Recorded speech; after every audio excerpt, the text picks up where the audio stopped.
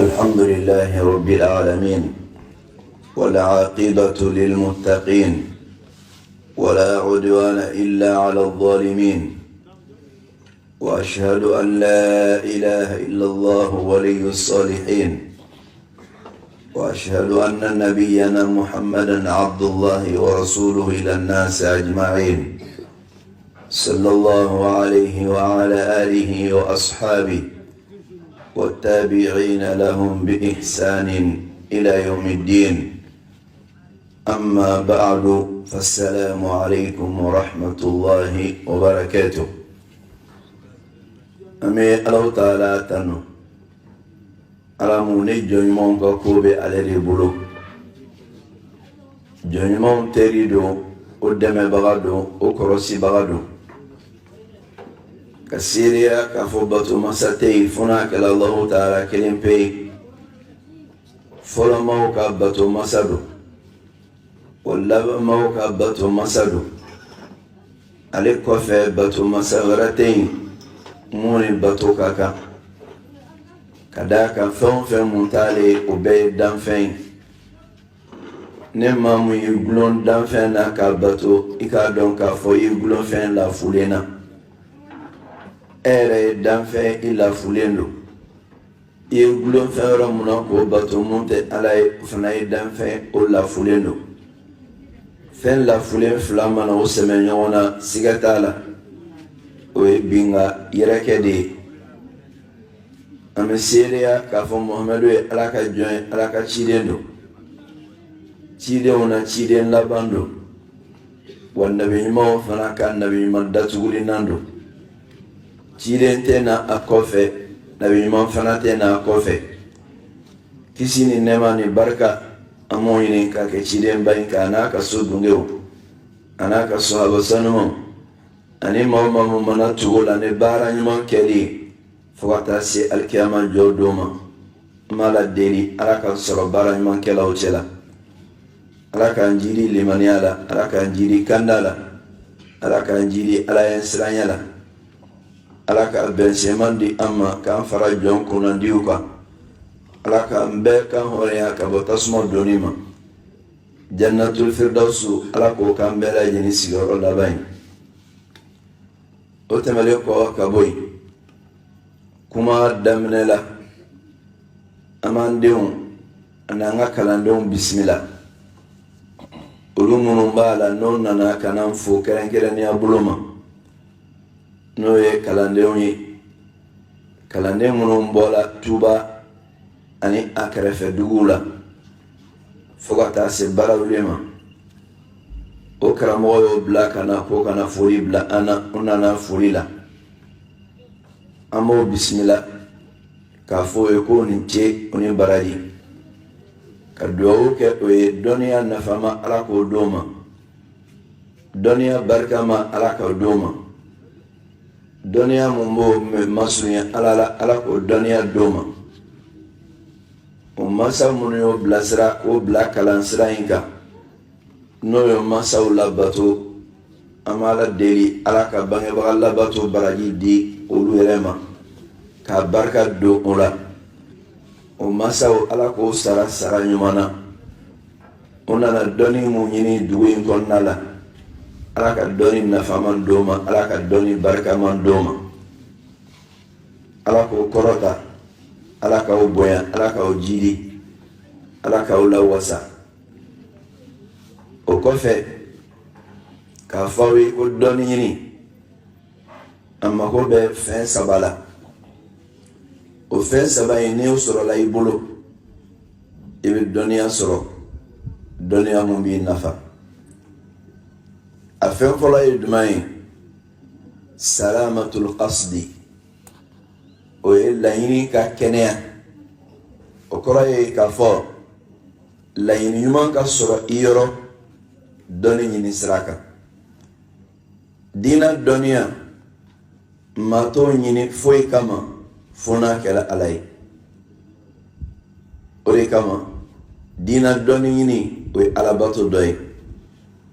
diina dɔnni ɲini o sira taali o ye jihadu dɔ ye aw bɔli mun kɛla fasow la ni ngana yan dugu kono doni ñinin kama abe jihadu de la abe aljanna sira de kan ala kira ka kuma kan bola sallallahu alaihi wasallam ko ne maamu ye sira dɔ ta i bɛ ka dɔnniya ɲini sira in kan ko Allahu taala bɛ sira in nɔgɔya i ye fo aljanna kɔnɔ ala bɛ sira nɔgɔya i ye aljanna kɔnɔ n'a y'a sɔrɔ k'a fɔ i ye sira ta ala de kama o de kama n ko mɔgɔ bɛ dɔnniya ɲuman sɔrɔ ne laɲini fɔlɔ mun ye ne fɛn fɔlɔ mun ye o ye salamatul qasdi a k'a sɔrɔ laɲini ɲuman b'i yɔrɔ o kosɔn a ka kan a k'aw janto ŋaniya la tiɲɛ don a ye denmisɛnw ye tiɲɛ don aw dɔw mansaw de y'aw bila ka na yan o y'aw bila sira ɲuman de kan ka d'a kan maa bɛɛ lajɛlen bɛ dugawu k'i yɛrɛ ye ko ala ka fɛn bɔ i la mun ka fisa n'i ye o kɔrɔ ye jumɛn ye fɛn mun bɛ yen ne m'o sɔrɔ ɲɛnamaya kɔnɔ hɛrɛ la i b'a kanu n'ala ye den bɔ i la k'o bila o sira kan a dɔ la aw mansaw bɛ fɛn mun nɔfɛ aw bolo olu yɛrɛ jɛnna o la a bɛ se ka kɛ o ye fɛn wɛrɛ sɔrɔ ɲɛnamaya kɔnɔ ka d'a kan ala ka nɛɛmaw ka ca nafolo ye nɛɛma ye dɔ ye cogoya mun na dɔnniya fana ye nɛɛmaw dɔ ye o cogo kelen na ala bɛ maa dɔ jɛn dɔnniya la nka a bɛ niyɔrɔ d'i ma nafolo la a bɛ dɔ yɛrɛ fana jɛn nafolo la a bɛ niyɔrɔ d'o ma dɔnniya la n'Ala taala ye nafolo di maa mun ma o b'a ye k'a fɔ fɛn mun b'a jɛn o ye dɔnniya ye a ka ca la o b'a denw ɲɛsin ka taga dɔnni ɲini na o la o filɛ k'aw bila sira mun kan sira ɲuman don o sira ɲuman in o ka laɲini de ye k'a fɔ aw ka fɛn sɔrɔ fɛn mun n'olu yɛrɛ m'o sɔrɔ o fɛn in bɛ sɔrɔ aw bolo ni fɛn mun ye o ye k'aw ŋɛniya diya Allahu taala ye k'aw ŋɛniya diya ala ye olu y'aw dɛmɛbagaw de ye nka madama n'aw yɛrɛ sira ta ka ban a ka kan fɛn mun b'aw kɛ ka laɲini sɔrɔ aw ka janto o la n'o de ye ka ŋɛniya diya Allahu taala ye o de kama al-Imam al-Bukhari rahimahullah ni ye a ka kitabu kɔnɔna lajɛ a ye hadisa fɔlɔfɔlɔ mun langali Sahihu kɔnɔna la a dɔ la aw yɛrɛ bɛɛ b'o hadisa in dɔn o ye hadisa jumɛn ye an Abi Hafsin Umar bin Khattab radiyallahu anhu qala سمعت رسول الله صلى الله عليه وسلم يقول إنما الأعمال بالنيات وإنما لكل امرئ ما نوى فمن كانت هجرته إلى الله ورسوله فهجرته إلى الله ورسوله ومن كانت هجرته للدنيا يصيبها أو لامرأة ينكهها فهجرته إلى ما هاجر إليه نيندي حديث فلوي hadisa fɔlɔ mun ne Bukhari y'a langali a ka Sahihu kɔnɔna la ko dɔnni gafe dogoro kuma jigili Alakira kan o bonda a ye hadisa fɔlɔ in langali mun kama dɔnnikɛlaw ko a kun ye de k'a jira k'a fɔ ale ka nin gafe ba mun n'a filɛ ka a dilan n'o de ye Sahih Bukhari ye gafe in dɔnniya gafe don maa mun bɛ dɔnniya nɔfɛ ani maa min bɛ fɛ ka dɔnniya lase maaw ma i ka kan ka sen fɔlɔ mun da i yɛrɛ kɔrɔ i ka kan ka paarɛɲɛ fɔlɔ mun ta i yɛrɛ ye walasa ka dɔnni sɔrɔ walasa ka dɔnni lase maaw ma o de ye i k'i ŋɛniya diya Allahu taala ye k'i ŋɛniya diya ala ye o de b'a to i bɛ dɔnniya sɔrɔ k'i ŋɛniya diya ala ye o de b'a to dɔnniya in a b'i nafa k'i ŋaniya diya ala ye o de b'a to dɔnniya ala bɛ barika don a la o de kama al-Imam al-Bukhari rahimahullah fi kitabil ilmi dɔnni gafe a ye hadisa fɔlɔfɔlɔ mun langali o la o kɛra duman ye innama al-a'malu binniyat ko baaraw bɛɛ lajɛlen sara b'a ŋaniya de bolo baaraw bɛɛ lajɛlen barika b'a ŋaniya de bolo baaraw bɛɛ lajɛlen minɛni dɛnnen don a ŋaniya de la baara bɛɛ lajɛlen ɲɛli dɛnnen don a ŋaniya de la wa innama likulli imri'in ma nawa ko maa o maa n'i ye baara o baara mun kɛ foyi t'i ta ye o baara in na fo i ye mun ŋaniya i taara dɔnni ɲini na fɛn t'i ta ye dɔnniya in na fo ŋaniya mun b'i la i taara fɛn o fɛn mun kɛl'i la baara ɲuman na i ta tɛ foyi ye a la i tɛ nafa sɔrɔ a la sira si kan fo n'a kɛla ni ŋaniya ka sira ye alakira sallallahu alaihi wasallam a ye misaliya di nin yɔrɔ in na o misaliya ye jumɛn ye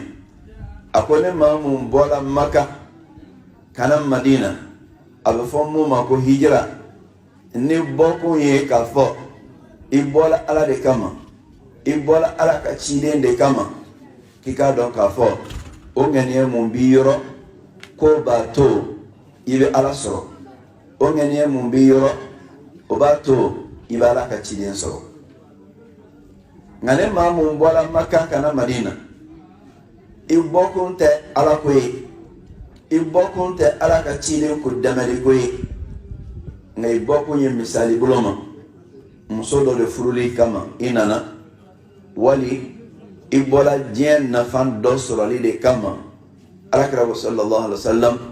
k'i ka bɔli o sara ye fɛn ye i ye mun ŋaniya kɔnɔna la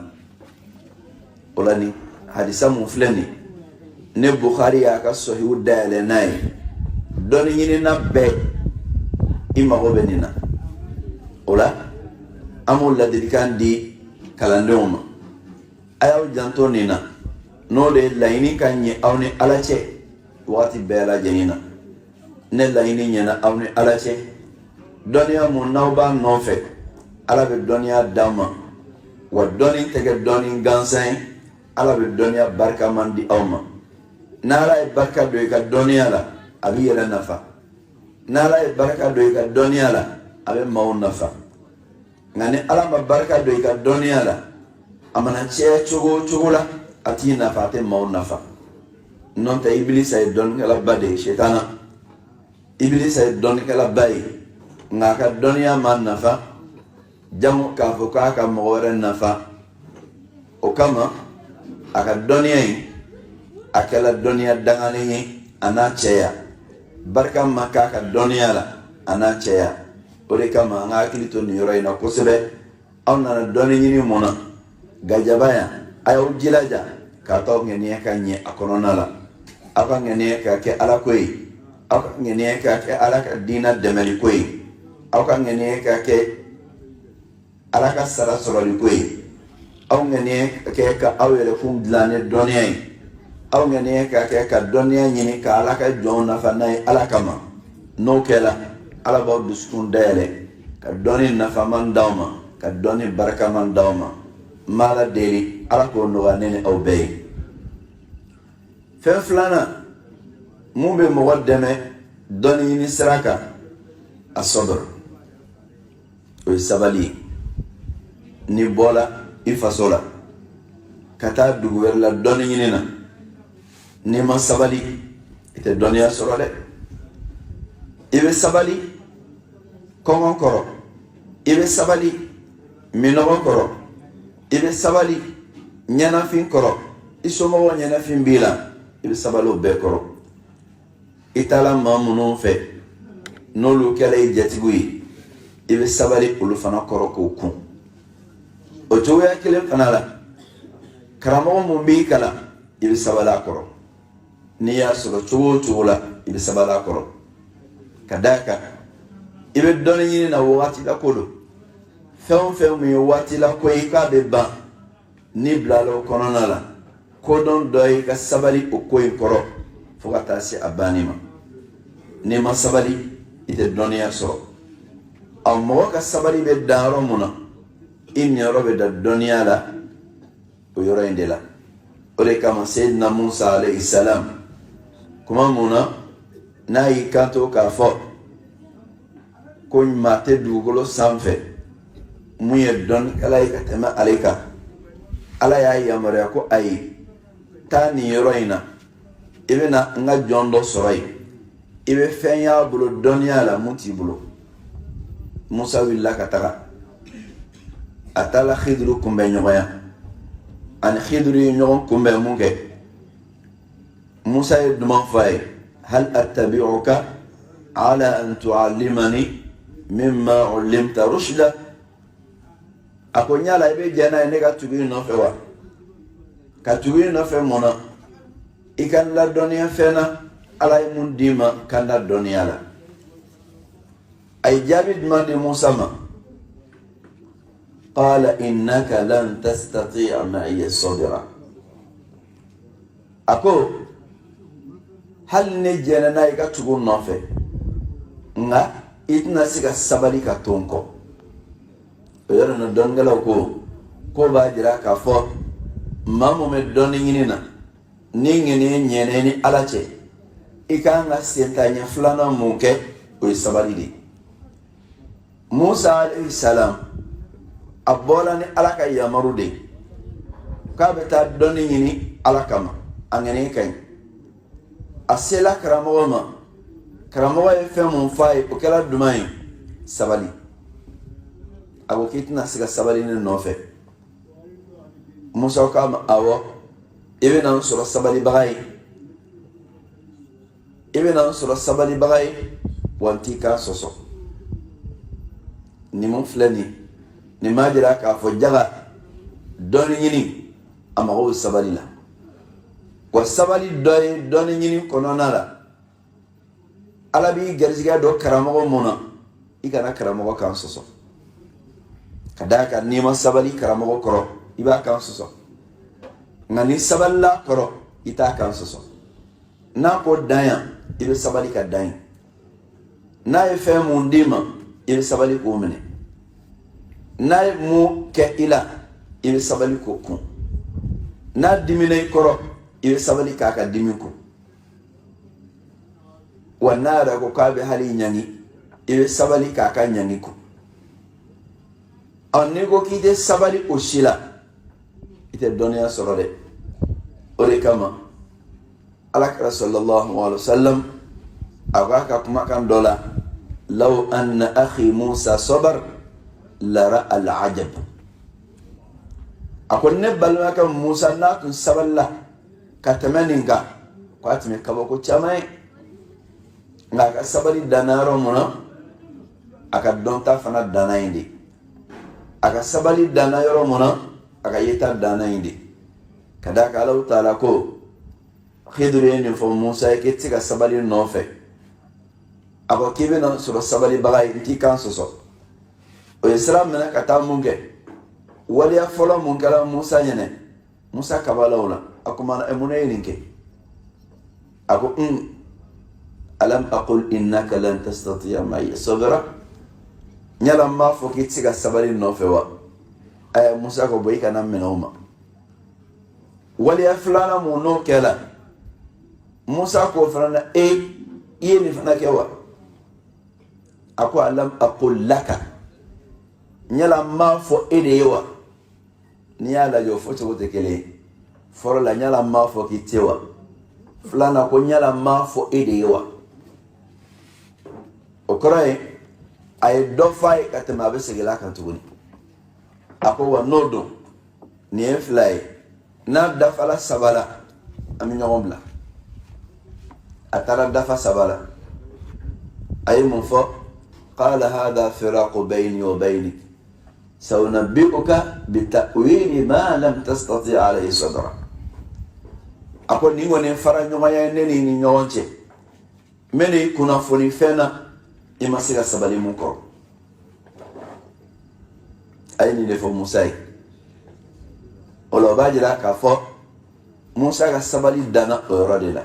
A sɔrɔla ka kibaruyaw d'a ma. Kulun kibaruya ye nin ye, denmisɛnnin kibaruya ye nin ye, kogo mun tun bɛ ka bin n'an y'a jɔ o kibaruya ye nin ye. Komi o tɛ n ka walanda ye, an bɛ ka tɛmɛ a da fɛ de. An bɛ yɔrɔ mun nɔfɛ a la, o de ye k'a fɔ Musa ka sabali danna yɔrɔ mun na, a ka sɔrɔ danna o yɔrɔ de la dɔnniya la. Wa e yɛrɛ fana b'o cogoya kelen na. N'i ka sabali danna yɔrɔ mun na, iga dɔnniya a sɔrɔ fana bɛ da yɔrɔ de la o kama n'i bɛ dɔnni caman nɔfɛ ŋaniya mana ɲɛ i jilaja ka sabali fara a kan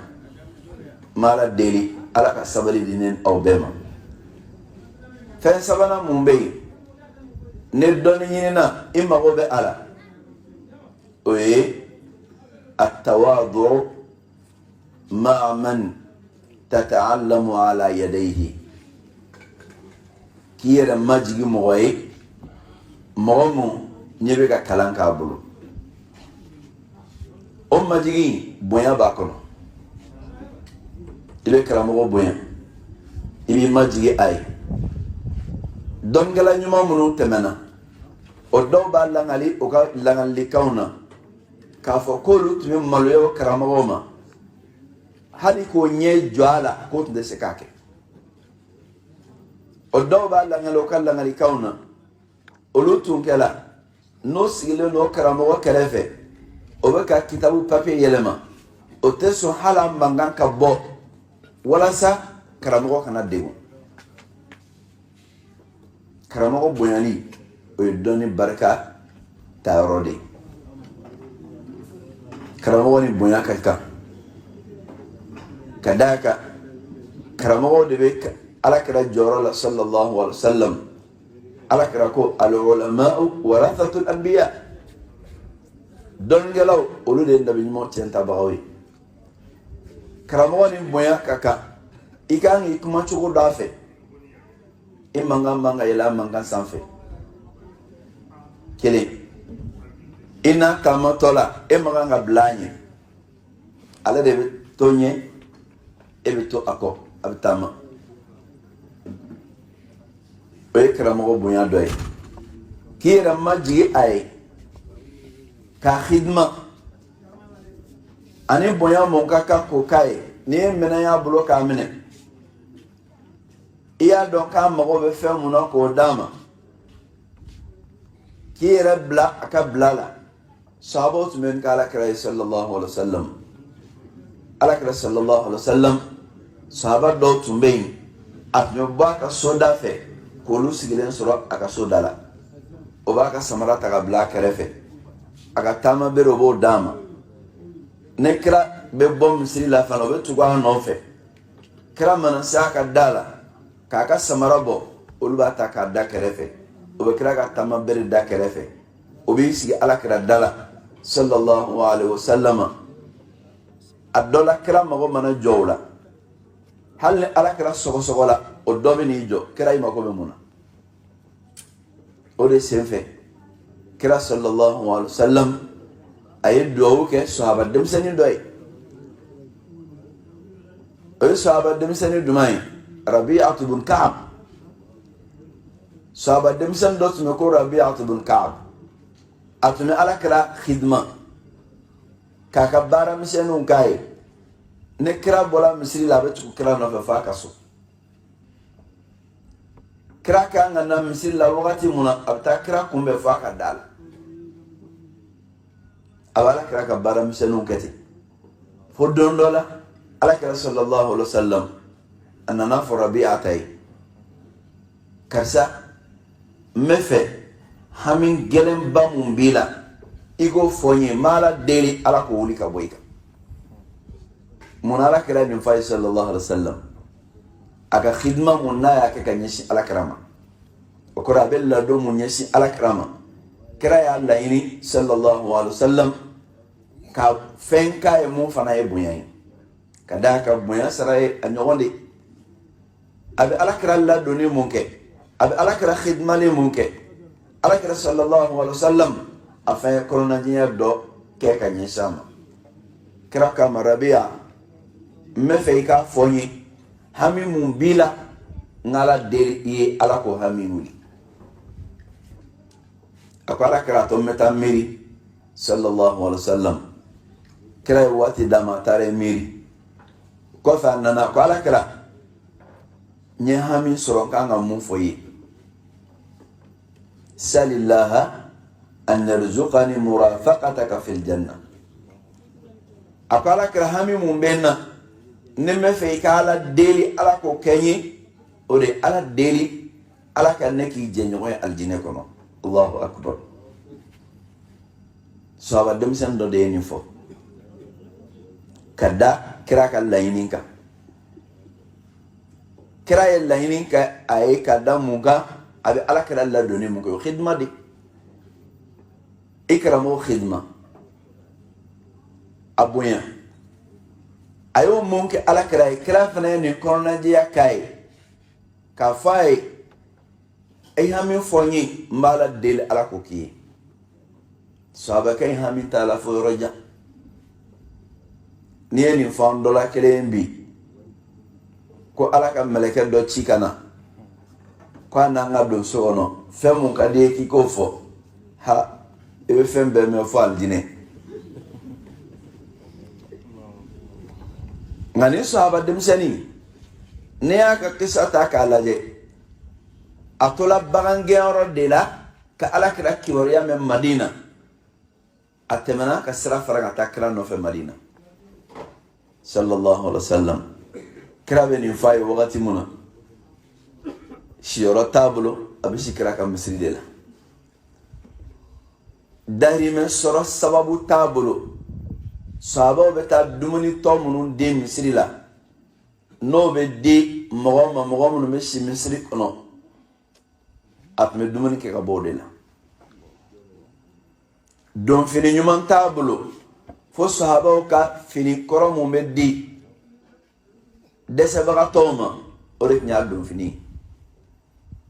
o bela amali musufuru folo jango ka bo dembabul alade hamin fleni hada ulul himma mawaka layni ka boya igal layni gala ga semoro koyi ni kan layni ke kumulo sanfe la koyi alakira sallallahu alaihi wasallam kuma muna ne kira kama ki hamin ba fonyi mala deli ala ko kiye ako ala deri ala kan ne garzige ije nyo yala aljine ko kira jabid mandama a'inni ala nafsika bi kathrati as-sujud neni de hami ndeme iyere ninkunka ne sujudu chaman bini kira ni ne fay sallallahu alaihi wasallam mo be rabi anyinga e ni mo dem se joy ni foye mo man ni fayde nga hami mo be ala we ni ndi aljine jalan doninte ama fo kira e ko kira ala deli ala kan do aljine ko na ma fotande nga kira jenyo ya aljine ko na yodi ni e ko badi ola ala kira sallallahu alaihi wasallam ayni do mun ke rabi'a arabiya do yin surane mu sababu ye aka gele nyoya ala kira sallallahu alaihi wasallam ani akala kira khidmani o be fe mun jira awna ka fo kala ne mu be karamo khidma aka chala karamo be korna jiya chamambaki ore kama ngakli to yoroina e fembele bay ambe ka ngakli to muna don yini srafe donia te sorofiga mene karamo da wa karamo mu ne be donia mene abulo ani buya kaka ore kama iba me don galo ka kumana kallangali kabo ali ibn abi talib yoro ko ali ibn abi talib ba fo aka kuma kana ko nale kela samarai abi yere don akramo sina o kora yedmai alebe jenai ka fa ka ke samarai akramo ka ale don asena o majigi dande de o bajira ka fo jaga donia mun name ka nyini asoro israla nyuman bae ala yang garziga do karamo mununa oni boya mun ka kango doma boya oni bato te kele yene bato e ala de tay nga boya o be kala ka joni no bolay la dilika wala mun wene mo daw ma har sa kala ndeu abi doni ni sira mun ka wala saka doni ya nyuman soro nti ye fen saba ne sabai ama dafa durula fen nanina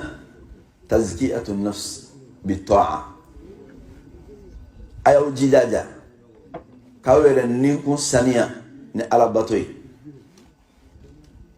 kalande ijilaja iga ke sun caman don bagay nafla suna iga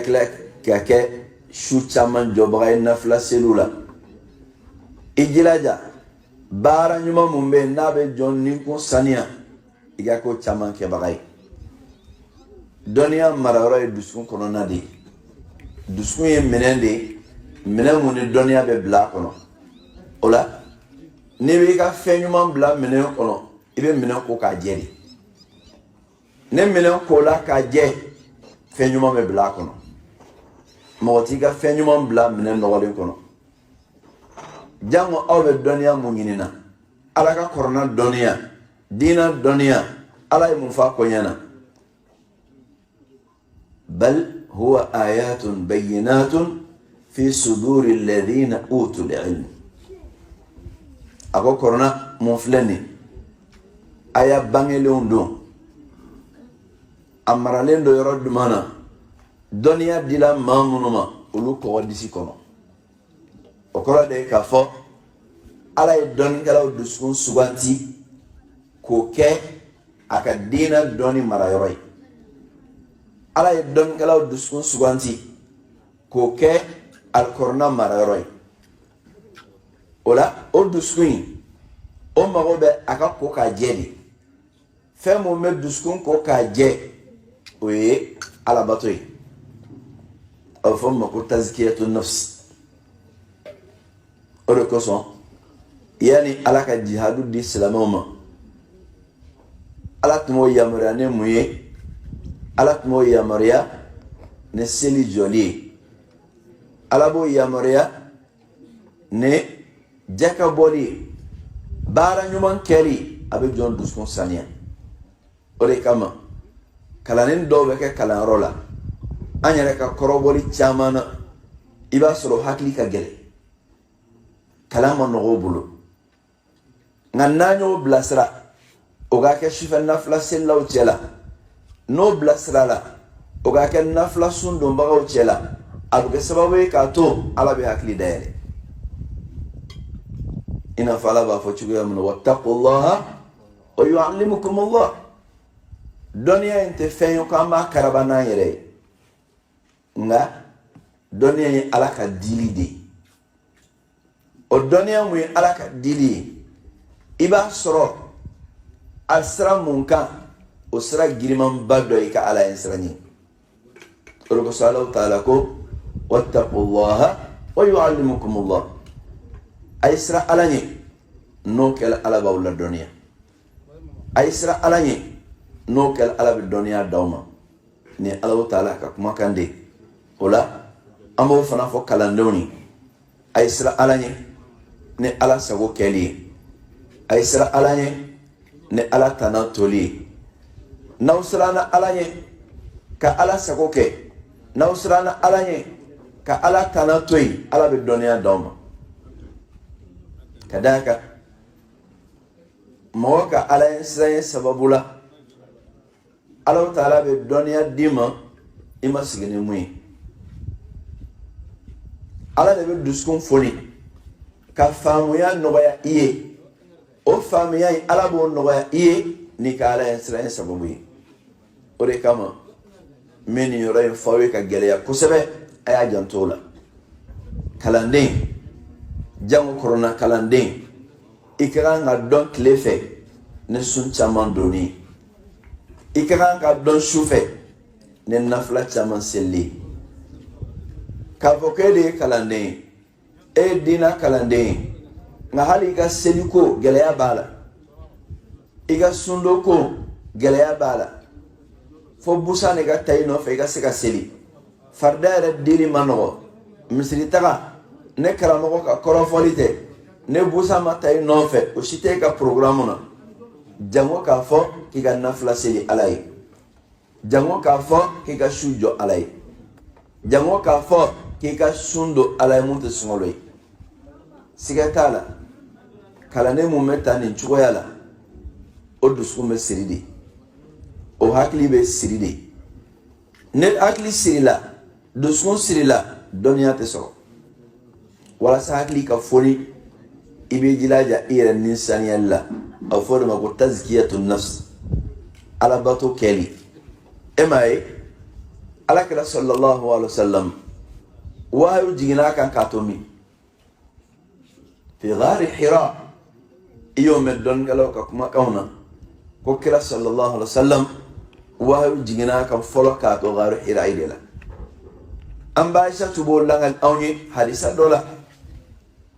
ko alakira sallallahu alaihi wasallam fɛn fɔlɔ minnu daminɛna a la o kɛra sogo ye a nana b'o la wa hubbiba ilayhi at-tahannuth k'i yɛrɛ lankolonya ka taa bato kɛ ko kanu donna alakira la sallallahu alaihi wasallam kira tun bɛ bɔ a bɛ bɔ ni dumuni dɔ ye a bolo a bɛ taa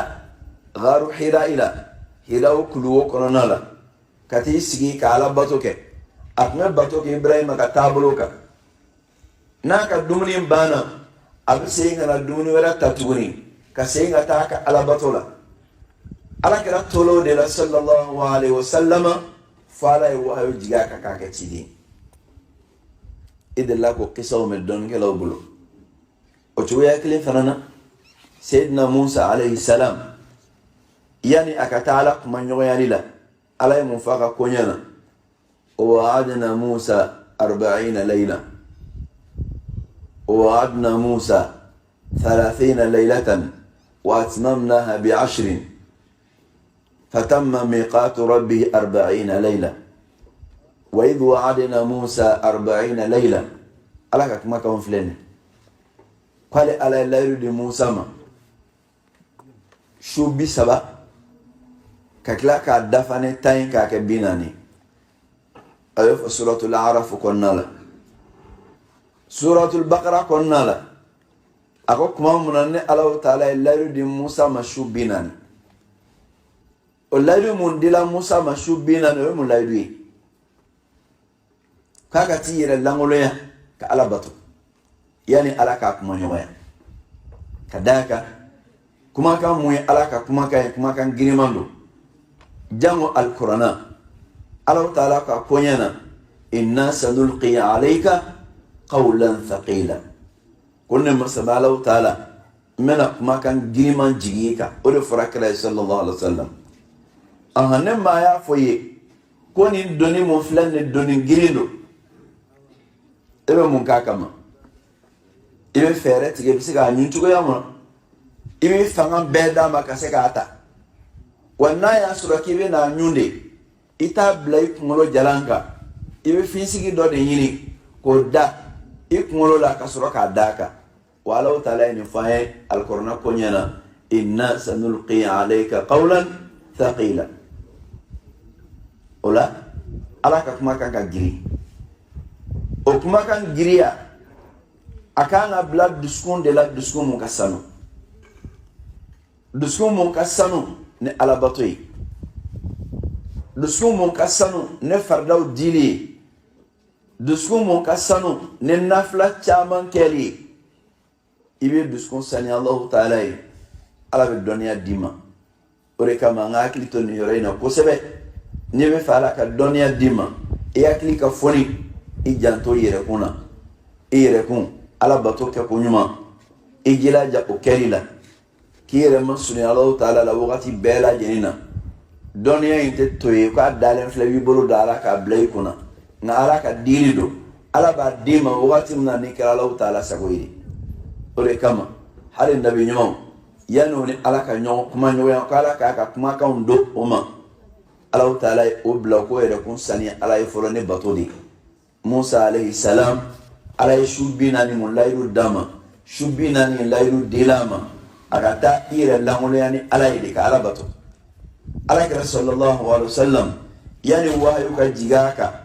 ka korona ka jigi aka yano ka kɛ ala y'a ɲɛsin ala batoli de ma fɔlɔ a bɛ taa hiraw kuluwo la ka taa sigi ka bato kɛ ala y'a to de la ka korna jigaka o cogo kelen fana do ne maa mo me dɔnniya nɔfɛ i b'i jilaja ka to i dusukun ka jɛ Alahu Taala ye i ninkun ka saniya ni alabato kɛli k'i yɛrɛ yɔrɔ ma janya ka bɔ alakota ma ka d'a kan alakota a bɛ dɔnni yelen faga alakota a bɛ dusukun fin ne dusukun finna a bɛ kɛ sababu ye k'a to dɔnniya tɛ don a kɔnɔna la nin yɔrɔ in na dɔnnikɛlaw bɛ langali dɔ kɛ ka bɔ alimamu Shafi'i yɔrɔ rahimahullah alimamu Shafi'i k'a fɔ don dɔ la a ye alakota dɔ kɛ o alakota in sababu la a nana i sigi a ka kalan na a tun hakili bɛ cogoya mun na dɔw b'a langali ko n'a ye gafe dayɛlɛ kitabu dayɛlɛ n'a bɛ fɛ ka nin paji in de durusi a kunkolo la a b'i bolo da fan dɔ in na walasa a ɲɛ kana da fila kan n'o tɛ n'a tun y'a kalan dɔrɔn a bɛ don a kunkolo la de ko nka a ka alakota in sababu la don dɔ a nana i sigi ka dɛsɛ ka kalan kɛ a b'a kalan a tɛ don k'a taara fɔ a ka karamɔgɔ ye Al-Waqi' ibn al-Jarrah a y'a fɔ ye o y'a ɲininka k'i ye mun baara kɛ bi a y'a fɔ ko n ye nin kɛ a ko i ye nin mun kɛ dɛ o de sababu la i ka alakota sababu la Ala ye dɔnniya bali ka don i kunkolo la i bɛ segin ka taa Ala ma o yɔrɔ in de la a yɛrɛ ka beyitu dɔ bɛ yen shakawtu ila waqi'in su'a hifzi فأرشدني إلى ترك المعاصي وأخبرني بأن العلم نور ونور الله لا يهدى للعاصي قال يدما كسي كتا كرمغما أكا دروسي تيانيما أيالي بلاسرا كتا لكتا توليلا كالي كبريا ولي كالا دنيا فتشكو برا دولا ka fɔ a ye ko Alahu Taala ka dɔnniya in nɔɔrɔ don wa Ala ka nɔɔrɔ a t'o di a kotabaga ma maa mun bɛ Ala kota la ko Ala tɛ nɔɔrɔ dɔ tigi ma o de kama a y'aw jilaja aw ka ninkun saniya Alabato la aw ka ninkun saniya ni Ala sago kɛli ye a y'aw ninkun saniya ni Ala tana toli ye n'o kɛla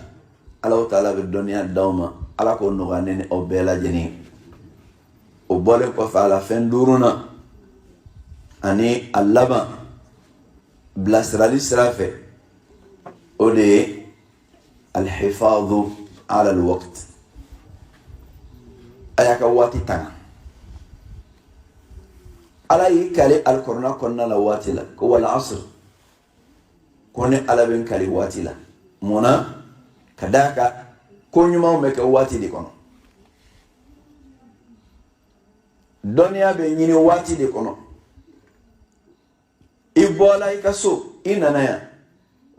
yan mun kama laɲini dɔ o laɲini in bɛ waliya waati dɔ de kɔnɔ o kama i kan k'i ka waati tanga Ala kɛra ka kumakan bɛ sallallahu alaihi wa sallam Abdullah ibn Abbas ye mun langali anw ye ko ni'matani maghbunun fihima kathirun minan nas ko nɛɛma fila bɛ yen maa caman bɔnɛlen don nɛɛma fila in na a nɛɛma fɔlɔ ye jumɛn ye as-sihhatu wal faragh a fɔlɔ ko o ye kɛnɛya ye kɛnɛya bɛ maa caman farikolo la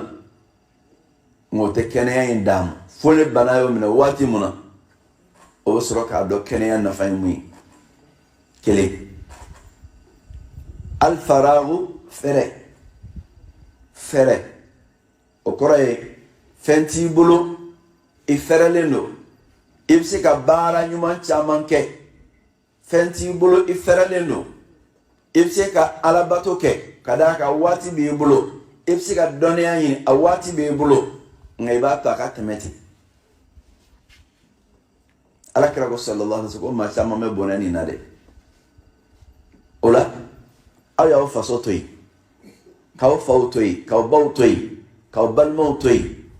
k'aw ka sigidaw to yen ka na yan k'aw nana dɔnni ɲini na waati mun b'aw bolo a y'a janto waati la agana to cogoya sila aw ka waati ka tɛmɛ aw bolo ko wɛrɛ la ko mun t'a nakun ye. Jango an bɛ tile mun na bi telefɔni ko tilew bɛ yen kalandenw bɛ kalanyɔrɔw la telefɔni b'u bolo o bɛ su bɛɛ kɛ connexion na o bɛ Facebook ni WhatsApp ni WeChat ni YouTube ni ɲɔgɔn cɛ a n'a tɔw o bɛ su bɛɛ kɛ gurupuw kan barow la debaw la karamɔgɔ yɛrɛ bɛ daga sunɔgɔ k'a sɔrɔ olu b'a la a dɔw la fajiri bɛ taa dɔw sɔrɔ a la ka d'a kan diɲɛ jamanaw cogo tɛ kelen ye e ni minnu dɔw bɛ gurupu kelen kan n'olu bɛ Asie jamana kan e kan k'i da wagati min na olu ka dugu jɛ wagati ye ne olu bɛ débat la e fana b'o débat kelen na o kɔrɔ k'i bɛ si ɲɛna de dugu bɛ jɛ wala ma se ka fɔ darsu ma se ka taa a bɛ taa laban duma na i bɛ taa poroporo k'a fɔ bi taa poroporo la sini taa poroporo la sinikɛnɛ taa poroporo la tile saba mana tɛmɛ o poroporolen saba kan o bɛ kɛ paraparalenw de ye o de y'a to bi denmisɛnninw sɛgɛlen don durusiliw tɛ ka sabati ka da mun kan waati mun bɛɛ ka kan ka di kalan ma o waati tɛ ka di tuguni kalan ma fo waati n'a tilana 10 ye mun bɛ di kalan yɛrɛ ma a tɛ tɛmɛ 1 ni 2 kan a tɔ bɛɛ bɛ connexion de bolo ni denmisɛn bɛ taa kalanyɔrɔ la a bɛ fɛn mun gɛlɛya mansaw ma o ye téléphone de allo téléphone tɛ dɛ nka téléphone mun bɛ yen n'application ni connexion bɛ se ka kɛ n'a ye o la a bɛ groupe bɛɛ kan i b'a sɔrɔ kalanden minnu bɔlen don k'an bɛ taa dɔnni ɲini na olu de bɛ groupe caman animé ka tɛmɛ mɔgɔ minnu bɛ faso la k'o bɛ baara la ka d'a kan ale tɛ baara wɛrɛ la a yɛrɛ bolo ne kalan don a kɛlen don k'a ka wagati bɛɛ di ko wɛrɛ ma faso ɲɛnafin b'a la ale bɛ fɛ k'i to kalanyɔrɔ la ka faso ɲɛnafin bɛɛ bɔ o sababu la a ka waati bɛɛ bɛ tiɲɛ nin na an k'an janto dɛ an k'an janto n'i bɛ kalanyɔrɔ la i janto wagati la fo i ka waati boloda de n ka kan ka nin kɛ nin kɔnɔ de ka tila o la ka nin fana kɛ nin kɔnɔ nka i kana ka san camanw si kɔrɔna durusili kama e ɲɔgɔnnaw bɛ ka kɔrɔna durusi san 2 san 3 e ka san 10 kɛ o nɔfɛ san 10 kɔ kɛ o nɔfɛ e bɛna segin don mun na mun y'a durusi san 2 ka ban tilala san 2 ka ko wɛrɛ daminɛ ka sɔrɔ e ma tila o kelen na e dun bɔla a kama n'o kɛla e jala kelen don o de kama an k'an janto an ka waatiw la an k'an janto waati la dɛ diɲɛ ye waati de i bilala ko mun kɛli la i bɛ k'a kɛ waati dɔ de kɔnɔ i kana to cogoya si la o waati in ka tiɲɛ k'a sɔrɔ i m'i ka laɲini sɔrɔ a y'a janto a ka waatiw la hali n'a y'a sɔrɔ i ka waati b'a a to i ka jɛn ko dɔw kɔ jɛn ko dɔw kɔ téléphone ko t'a labato ye o k'i kɛ i tɛ réseau kan o tɛ lɛbu foyi ye an ka maa fɔlɔ minnu ye kalanw kɛ olu tun tɛ nin dɔn n'o tun bɔra ka taa kalanyɔrɔ la o bɛ san ni sanw kɛ o n'o somɔgɔ si tɛ ɲɔgɔn kibaru sɔrɔ o de y'a to ye dɔnniya sɔrɔ o ka dɔnniya kɛra dɔnniya sabatilen ye ka d'a kan sogola ko wɛrɛ tun t'o bolo ka tɛmɛ o nakun kan aw fana kan k'aw jilaja k'a ka sogola kow dɔgɔya aw nakun a k'a ka waati d'o ma alimam Malik rahimahullah a ka kalannen dɔ bɛ yen ko Yahya bun Ma'in minnu ye Muwatta langali ale ka langali ye a sira dɔ ye Yahya bun Ma'in a bɛ majamu ne tɔgɔ dɔ ye o majamu tɔgɔ ye a b'o dɔn wa kalandenw a b'a dɔn wa Yahya bin Ma'in abu fama ko aqilu ahli al-Andalus. Andalusu kawka haklitigi. Aqilu ahli al-Andalus. Andalusu kawka haklitigi. Andalusu ye jamana dumai. Andalusu ye dugude mumbe Espagne bi. Maut me bofo ye katara donia nyine Madina. Yahya bin Ma'in ale dondola ko sigilen to maliki ka kala blon kono ala kira ka misri kono sallallahu alaihi wasallam ko sigilen to kalana don nana ne samay Madina kaw ka fente sama koy fanyana mawro be nyano be na samate kada ka samate balo yin sahara konnala saman nani mun kala Madina kalanden fɛn mun tun sigilen do o bɛɛ wulila vrr ka taa sama lajɛ. Yahya bin Ma'in a ma bɔ a nɔ na. Karamɔgɔ y'a ɲininka karisa bɛɛ taala sama lajɛ e dun ma taa mun na a ka jaabi kɛla duman ye k'ale ma bɔ fo Andalusi kana Madina sama lajɛ kama. O kɛla mun kɛ o y'a dala ko aqilu ahli Andalus. Andalusu kaw ka hakili ma kada ka hakili de bɛ nin jira i la. E fana bɔlen mun kɛla Tuba ana kɛrɛfɛ duguw la ani dugu wɛrɛw la ka na Gajabaya i mana dɔ wɛrɛ kama dɛ i nana kun mun kama i bɛ hakili to de la. I maaw sɔrɔ ko caman dɔ t'i nakun ye i ka hakilitigiya b'a to i ka o bɔ i ka baaraw kɔnɔ k'i yɛrɛ sogola ne fɛn wɛrɛ mun ye nakun ye. Nka n'i nana k'i yɛrɛ dɔn ko wɛrɛ la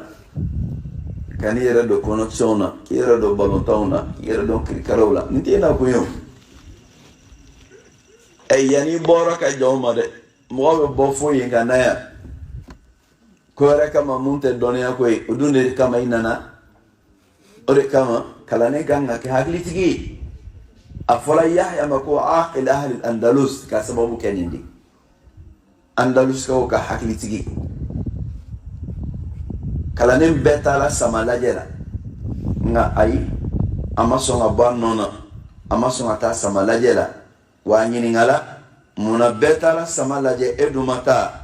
a ye jaabi mun do kɛla nin de ye ale ma bɔ Andalus kana Madina ko a nakun ka kɛ sama lajɛ ye Madina o de kama ale ma taa. Mɔgɔ kan k'i ka waati bonya. Mataw taara sama lajɛ mun na kɛnɛ ma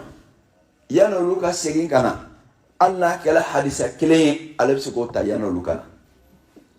N'a tun taara sama lajɛ la dun o hadisa kelen in tɛ ta. O de kama a y'aw janto a ka waati la. Nin bɛɛ lajɛlen bɛ siri ni fu kelen de ye. O fu kelen ye duman ye a ye duwawu k'aw yɛrɛ ye. A ye duwawu kɛ Ala ka dɔnniya d'aw ma. Ka d'a kan dɔnniya de ye fɛn ye fɛn mun ni Alahu Taala ye kira yamaruya n'a ye alikuranɛ kɔnɔ ko a ka ale Ala deli Ala ka jida la. Wa qul rabbi zidni ilma. Ala m'a fɔ kira ma ko a fɔ n k'i jidi nafolo la. Ala m'a fɔ kira ma fɔ ko n k'i jidi den na. A m'a fɔ kira ma fɔ n k'i jidi jɔyɔrɔ la.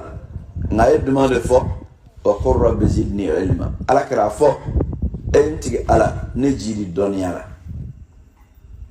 A y'aw jilaja a ka duwawu k'aw yɛrɛ nin na Ala ka dɔnniya di aw ma. A y'aw jilaja a ka duwawu kɛ nin na wagati bɛɛ lajɛlen na Ala ka dɔnni d'aw ma. O la nin de ye ladilikan damadɔ ye komi kalandenw nana fɔ kɛrɛnkɛrɛnnenya bolo ma an y'a kanu ka mun di kalandenw ma a dɔw la maa wɛrɛ fana bɛ nafa sɔrɔ hali ala mun tɛ kalanden ye. A ladilikan fɔlɔ ye jumɛn ye salamatul qasdi a y'a to a ka laɲiniw ka jɛya Ala ye dɔnni ɲini sira fɛ n ye caman fɔ o la kira ye kangariba dɔ da o bonda la an ka hakili to o la dɛ o ye jumɛn ye alakira ko sallallahu alaihi wa sallam ko ne maa mun ye dɔnniya dɔ ɲini mun bɛ ɲini ala kama nka e y'a ɲini diɲɛ kama ko lahara jɔ don na i tɛ alijinɛ suma sɔrɔ i nun na o kɔrɔ i bɛ yɔrɔ diɲɛ alijinɛ na kɔrɔna dɔnniya ye o ye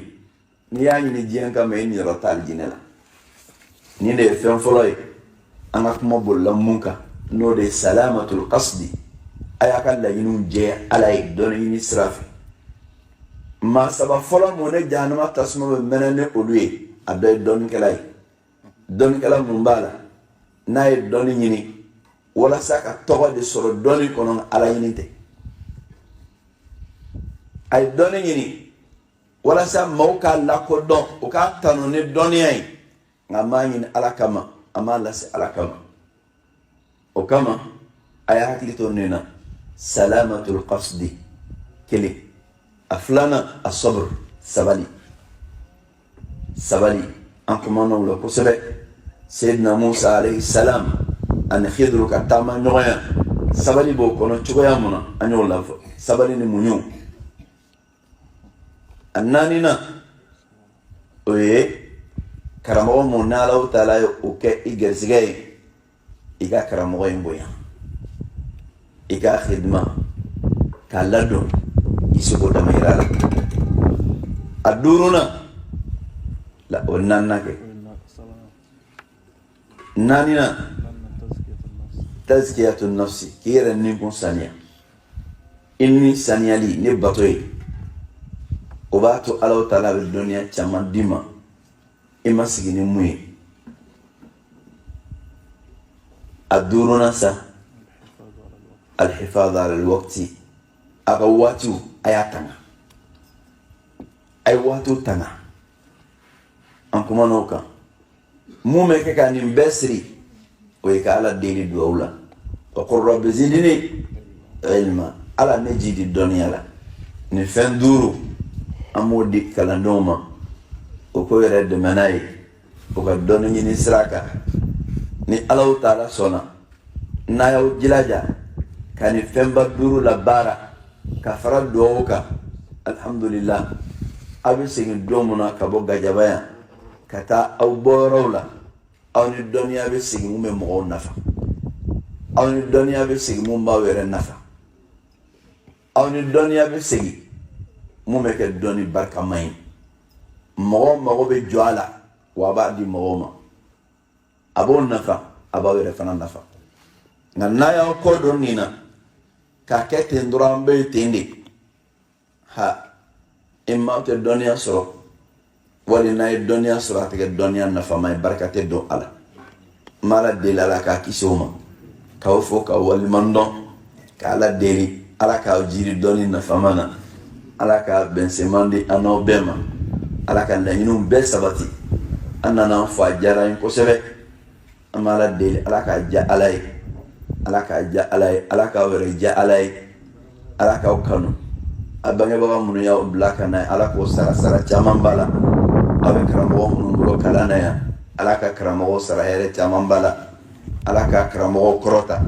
ala ka barika don karamɔgɔw la ala k'aw fanga se aw kɔrɔ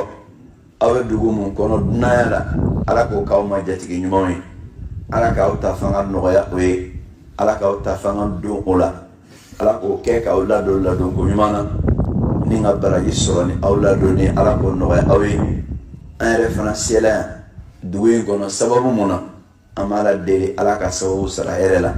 ala ka barika don sababu la ala ka an n'o kɔrɔta ala ka n'o jiri ala ka nin k'an nako fɔlɔ ye ala ka n'a kɛ a laban ye ala ka ɲɔgɔn caman wɛrɛ jira an na hɛrɛ kɔnɔna la kɛnɛya kɔnɔna la baden kɔnɔna la ala ka barika don an ka jɛw la k'a kɛ jɛ ye mun b'an bɛɛ lase firidawusu ma ala ko k'an ye ala k'a kɛ jɛ ye mun b'an bɛɛ kɛ ka niyɔrɔ sɔrɔ ala ka hinɛ la ala k'a kɛ jɛ ye mun b'a to ni ala bɛ jɛn an ma ni k'an kanu ni a jɛ sababu ye ala ka labanko ɲuman di an bɛɛ ma an ka taabaw ala ka hinɛ olu la ala ka yafa k'o ma ala ko kaburu nɔrɔya ka jannatul firdawusu kɛ an n'o bɛɛ lajɛlen sigiyɔrɔ laban ye وصلى الله على نبينا محمد وسلم والحمد لله رب العالمين.